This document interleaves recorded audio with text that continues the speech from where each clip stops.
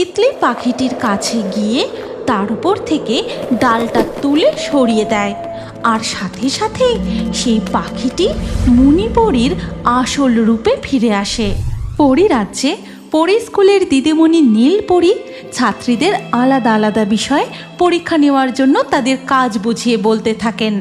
কুসুম পরী, তুলি পরী, জুই পরী, মণিপরী, তোমরা মন দিয়ে শোনো। এবারে তোমাদের আলাদা আলাদা বিষয়ে পরীক্ষা নেওয়া হবে।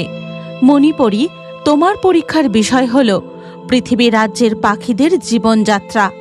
তাই তুমি পৃথিবী রাজ্যে গিয়ে পাখিদের জীবনযাত্রা লক্ষ্য করবে এবং সূর্য অস্ত যাবার আগেই পরীরাজ্যে ফিরে এসে তাদের জীবন কাহিনীর সম্বন্ধে প্রশ্নের উত্তর দেবে। ঠিক আছে? ঠিক আছে দিদিমণি নীলপরী, আমি তাহলে পৃথিবী রাজ্যের উদ্দেশ্যে রওনা দিই। ঠিক আছে, যাও তবে। এই কথা বলে ছোট্ট মণিপরী পরীরাজ্য থেকে অদৃশ্য হয়ে প্রকট হয় পৃথিবী রাজ্যের এক বিশাল জঙ্গলে। চারিদিকটা কি সুন্দর, সবুজে ভরা, কত প্রজাপতি উড়ছে, কুলকুল শব্দে কি সুন্দর নদীর জল বয়ে যাচ্ছে। এবার আমাকে পাখির উপর নজর রাখতে হবে। সে সারাদিন কি কি করে আমাকে ভালো করে জানতে হবে। আমাদের পরী স্কুলের দিদিমণি কোনো প্রশ্ন জিজ্ঞাসা করলেই যাতে আমি সব উত্তর দিতে পারি। তখনই মণিপরী গাছের ডালে একটি কাকের বাসা দেখতে পায়।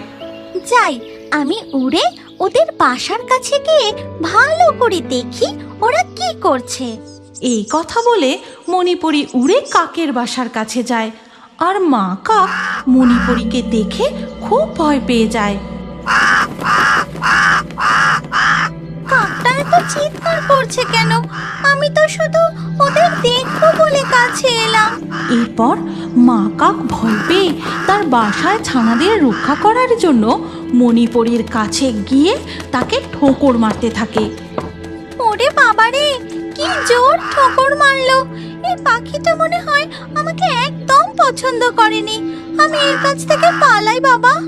এই কথা বলে মণিপরী সেখান থেকে উড়ে কিছুটা দূরে চলে যায়। তখন সে হঠাৎ লক্ষ্য করে ওই পাখিটা কত বড়, কি সুন্দর দেখতে!